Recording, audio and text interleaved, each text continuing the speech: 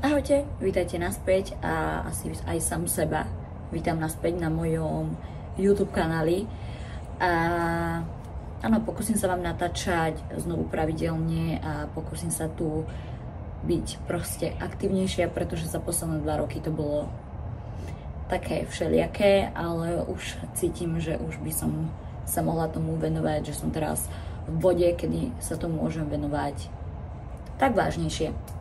Takže na toto video by som si dala tému, ktorú sa ma pýtate tak najčastejšie, ja k nej mám sama veľmi blízko, a to je, ako sa stať tvojim vyšším ja, ako byť čo najbližšie k tvojmu vyššiemu ja a jednoducho čo k tomu treba, a v skutočnosti je to naozaj ľahšie, než sa zdá.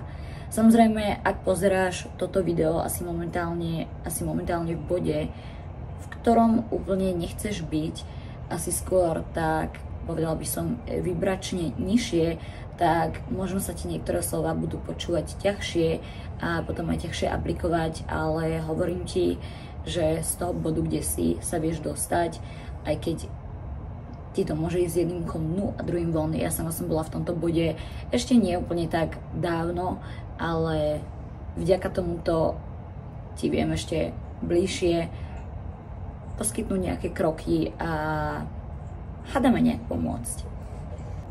Takže vyššie ja, kto je to, čo je to a teda. Môžeme to vyslovene nazvať tvoja najlepšia verzia samej seba. V tejto hmote. Není to nejaká mystická duchovná bytosť, ktorá existuje len niekde v Austrálii, ale vyslovene si to ty v tvojej najlepšej verzii. A ako sa stať tvojou najlepšou verziou, alebo ako tvoja najlepšia verzia vyzerá a podobne, to už je otázka na teba. To už vieš len ty. Ale ako to zistiť? Ja vám odporúčam začať si písať denníček, ale celkovo písať si. Dostane sa k tomu bližšie. Čo sa týka tohto celého, dajte si nejaký priestor, kľud, keď budete zrovna toto spisovať, a začnite si klásť otázky môžeme začať, ako tvoje najvyššie ja, tvoje vyššie ja, tvoja najlepšia verzia samej sebe vyzerá, čo robí behom dňa, aká je jej práca, aké má koničky, ako vyzerá jej deň. Jednoducho do detailov začneš spisovať tieto odpovede a kľudne choď do tých najhlbších detailov. Čím viac, tým lepšie. Týmto spôsobom sa začneš približovať a začneš si v hlave odpovedať otázky, ktoré si možno predtým ignorovala alebo by ťa ani nenapadlo k tým otázkam smerovať. Týmto spísaním ideš do toho jednoducho hlbšie. Keď to máš len v hlave, tak prídu ti milión ďalších myšlienok, budeš odbačať, preto je najlepšie si tieto veci jednoducho spisovať a naozaj ísť detailne. Takže ako som vravela, ako vyzerá tvoje najvyššie ja, ako má postavu, aká energia z nej vyžaruje, s kým sa baví, aký má okruh ľudí, s kým žije, kde žije, ako ten život vyzerá, aj keď to teraz vyzerá úplne že nereálne a myslíš si, že si tu a ten život alebo tvoje vyššie ja je niekde úplne že ďaleko v diaľke, je to úplne v poriadku a pravdepodobne to tak aj je. Ale to neznamená, že sa tam nevieš dostať. A to neznamená, že aj najmenší posun neznamená nič. Ty samozrejme aj ten najmenší posun ucítiš a budeš ho vnímať, a ja si myslím, že aj intenzívnejšie, než si myslíš, a hlavne, keď sa pozrieš spätne. Ono tie kroky sa ti budú zdať hrozne maličké, ale v tom je naozaj ten kľúč. Jednoducho robiť tie malé kroky. Takže môžeme si rozvinúť túto tému. Takže keď už vieš, ako tvoje vyššie ja vyzerá, čo robí, akú má prácu. Samozrejme, to sa môže meniť, to sa úplne na to nefixujte, ale snažte sa tieto myšlienky. Tam jednoducho ide, aj keď sa tvoje vyššie ja môže proste časom meniť. Samozrejme, je to úplne bežné, si staršia, máš iné priority. Jedno stretnutie, jedna myšlienka ti dokáže otočiť život úplne že na ruby, ale tam ide o to, aby ste živili takéto tvorenie samej seba, takéto približovanie sa k tvojej najlepšej verzii. Tam nejde o to, že to musí byť stále, ale aby ste začali tú myseľ trochu pretáčať, a tým myslím trochu dosť pretáčať. Takže keď už vieš tak približne, ako tvoje vyššie vyzerá, čo robí, čomu sa venuje, tak bude nasledovať tá ťažšia časť, ťažšia, A to je začať to robiť. Začať k tomu poskytovať tvoju energiu a to naozaj, že denne. Toto je proste veľmi, veľmi kľúčové a napísala som knihu a tam sa téme vyjadrujem, že často sa ma pýtajú ľudia, ako je možné, že toľko vecí stíham, pretože ako viete, mám 2 deti, mám moje značky, do toho sa venujem svojim koničkom a ako je možné, že to všetko stíham.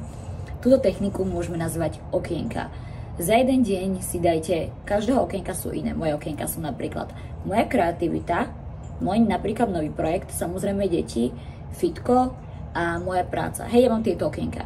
To neznamená, že vy tie okienka musíte v úvodzovkách vyfarbiť úplne že na 100%, ale naozaj bude stačiť, ak ich vymalujete len trochu za ten deň. A takto denne sa budete niekde posúvať. Ono je dôležité, ale tie okienka minimálne tam tú farbu aspoň trochu frknúť, ok? Nie len, že ich odignorujete. Proste tie okienka nemôžete odignorovať. Cieľové je, aby ste sa, kľúčové je, aby ste aspoň trošičku sa im povenovali. A takto začnete robiť kroky za krokmi a uvidíte, keď sa spätne pozrete, jak ďaleko ste sa posunuli za týždeň. Jak ďaleko sa posuniete o mesiac. A to len kvôli tomu, že tento maličký krok budete splňať každý jeden deň. Takže si jednoducho napíšte svoje okienka. Ako vyzerajú vaše okienka, to sú vlastne tie prioritné. Ono je to, ja si myslím, že naozaj ľahšie, než sa zdá. Ono je veľmi, veľmi kľúčové akcia z vašej strany. Dôležité 2 kľúčové kroky. Vedieť, kam smerujete a robiť tie kroky.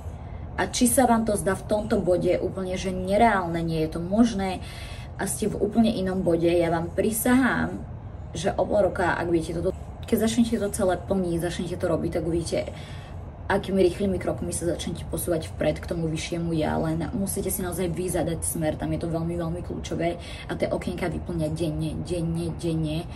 A čo vám ja môžem doporučiť, je urobiť si nejaký denník vďačnosti. Ja ináč, ten si dokážete aj kúpiť, ktorý je taký pozitívny a to sa nadväzuje k tomu, že naučte sa byť vo Vortexe, ale to robím zvlášť video, keď tak si to vygooglite alebo dajte na YouTube, aspoň nech viete, o čom vyprávam, ale ja vám urobím zvlášť na to video, ale tam je podľa mňa veľmi kľúčový Vortex, aby ste sa nachádzali čo najviac vo Vortexe. Vy sa najprv môžete nachádzať vo Vortexe len 5 minút denne, len 1 minútu, len 30 sekúnd, ale nakoniec sa naučíte ten Vortex viac a viac používať, dostávať sa do neho. Je to ľahšie, než sa zdá, ja viem, že to slovo znie tak úplne magicky, že čo to sakra je, že vyletíte z tela asi v nejakom Vortexe, nie. Jednoducho, predstavte si, že je vám super, máte dobrú náladu, všetko vám ide behom dňa strašne ľahko, keby to bolo naplánované.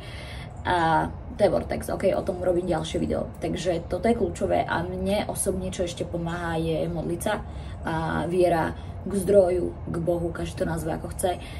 A naozaj komunikovať s tým zdrojom a modliť sa a nebať sa mať tie požiadavky a uvidíte, jak vám začnú chodiť na ne odpovede vo forme ľudí, vo forme situácie, vo forme myšlienok a toto všetko, keď sa naakumuluje, tak sa pozrite len mesiac spätne a budete proste niekto iný. Budete tá vaša lepšia verzia. Toto video je také celkom úplne, že nie úplne najdlhšie, ale ja si myslím, že tu ani není čo úplne obkecavať. Jednoducho vy si zadáte smer, napíšte si ho, naučte sa mať rutínu, že sa modlíte, alebo čo vám je bližšie, ja toto vám môžem odporúčiť. Modlite sa, zapisujte si nejaký denník vďačnosti. Ja vám ukážem ten môj, ako vyzerá. Takto, ja tu mám 2. Tento jeden si zapisujem akoby také tie moje manifestačné veci, takéto moje vyššie ja a každý deň si do toho píšem si detaily a také tie moje modlitby. Takže tu mám jeden, ale mám ho špinavý, ja mi ho zašpinila, takže vám ho nechcem moc ukazovať. Takže tu mám jeden zošit. A tu je ten druhý, ktorý je tiež hodný proste toddler, ale tu je ten ďalší denník, taký ten vďačnosti, bless you. A ja vám ukážem, ako vyzerá vnútri. A máte tam, že ako sa cítite, keď ste sa zobudili.